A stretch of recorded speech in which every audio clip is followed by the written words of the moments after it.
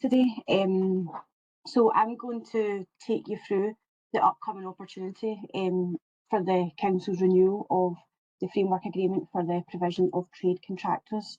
We're aiming to put this out to tender mid-May. I say mid-May just to give us some leeway on the timelines. But at the moment we've issued a prior information notice, which is already live on Public Contract Scotland.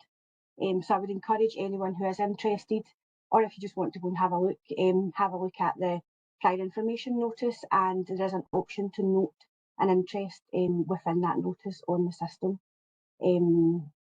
So yeah, today we will hopefully give you a wee insight into the framework and how it's used and how it will be set up. So we've already done introductions, you can pass that slide. So first of all, I'm going to go over the framework. Yep, I'm just making sure I'm on the correct slide. So this framework is for the provision of trade contractors, which is a backup provision which would support our in-house resources. The framework is available to not only Renfrewshire Council, we are tendering on behalf of Renfrewshire, East Renfrewshire Council and Renfrewshire Leisure, who trade as one Ren. So all three of us would have access and be able to use this framework. And most of the maintenance and repair works are demand driven. So there's no constant workload, there's no programme of works that would be published with this framework. It's simply upon demand is how the work's sort of allocated. So where workload exceeds in-house capacity is where the council would rely on this framework for the provision of external contractors to help supplement any in-house resources. So it would be more to carry out repair, maintenance and lower value sort of one-off projects. But yeah, so we do have, Sam will later in the other slides, Sam will show you the sort of lot instruction and what each lot represents. But we do employ in-house these tradespeople. So it is simply just a backup to the council's in-house provision. Next slide, please.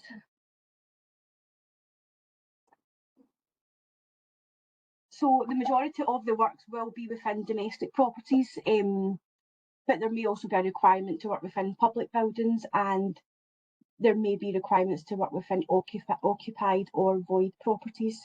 So again, just sort of, that was on my previous slide, there is no guarantee of work, like continuity of work, there's no guarantee of value of work that would be issued through the framework from any of Renfrewshire, East Ren or One Ren, and package orders would just be issued on as required basis. Again, when in-house provision was unable to do said work is when we would then call upon the specific lot of this framework for that contractor to support the council on these provisions.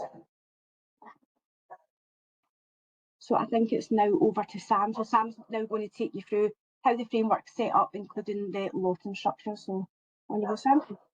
Hiya. So first off, it's just to obviously go through the lots that we have on the framework. So there is 13. There's, as you can see, one for electrical contractors, joiner contractors, plumbing contractors, plastering and ceramic ceramic tiling contractors, painting and decorating, glazing, tile and slate, flat roofing, blacksmiths and metal fencing, suspended ceiling, heating engineers, general building contractors, and the last one, lot 13, is for multi-trade contractors. Lot 13 is there should an individual work package require various trades. So, for example, anything that might require something from like 2 to 3 lots. So that's what will come into that one for lot 13. If we can skip on to the next slide. So the framework will be established on a ranked basis per lot. So we'll have a maximum of 5 suppliers on each lot. And the score the supplier achieves during the evaluation process will dictate where they are on the ranking from 1 to 5. For example, whoever has the best score will be ranked first, and whoever out of the 5 has the lowest score will be ranked down at the bottom. Normally, package orders would be offered to the first ranked supplier, but should the first ranked supplier not be able to complete the package order, then the order will be offered to the second ranked supplier, and then so on and so on. So we just kind of trickle down. to whoever would be able to take on the work. And finally, there will be an option to carry out quotation procedures under this. So, for example, we're obviously talking about package orders may be offered to the first supplier on the framework. There would be the chance for quotation procedures to go out to everyone that's actually sitting on the lot, but obviously just for whatever lot is for. And if we can just go into the last slide, just in terms of the timeline. So obviously Kerry Ann had mentioned that we've already issued the PIN on Public Contract Scotland and obviously notified kind of the rough date of the middle of May. I know we've got the exact date on there, but as Kerry Ann said, we said the middle of May, just to give us some leeway. I think what we would really encourage from here is if there's anyone on this call not registered on Public Contract Scotland, go on, register, have a look at the PIN notice. And obviously if there is an intention to submit a tender submission for this one, make sure you're registered on Public Contract Scotland tender, because that's where the invitation to tender and the tender documents will be on. And if we can just shift on to the next slide.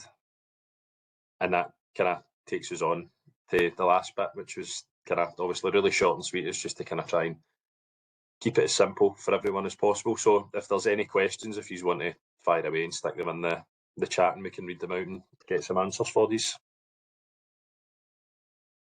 Perfect. Let's just stop the recording there.